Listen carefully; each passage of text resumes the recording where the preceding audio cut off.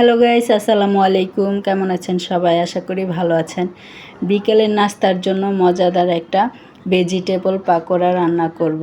এখানে আমি টমেটো কুচি, আলু কুচি কুচি কুচি করে কেটে নিয়েছি, গাজর, পেঁয়াজ, কাঁচামরিচ সাথে দিয়েছি, পাতাকপি দিয়ে দিয়েছি।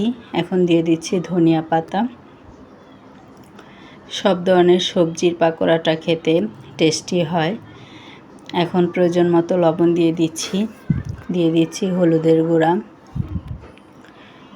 ধনিয়ার গুঁড়া, অল্প পরিমাণের মরিচের গুঁড়া, জিরার গুঁড়া আর একটা ডিম দিয়ে এখন আমি সব ভেজিটেবলগুলি একসাথে মেখে নেব। ভালো করে মেখে নেব, হাত দিয়ে মেখে নেব আমি একটু ভালো করে সব একসাথে মিশিয়ে।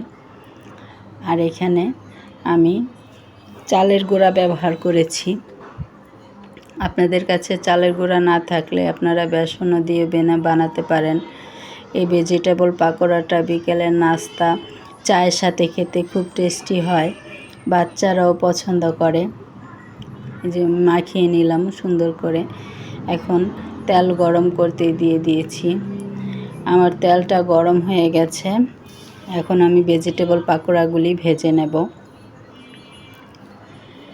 খেতে খুব টেস্টি হয়েছিল, বাচ্চারাও পছন্দ করে, কারণ এখানে কালারফুল সবজি থাকে, এজন্য দেখতে কালারফুল লাগে আর খেতেও স্বাস্থ্যসম্মত।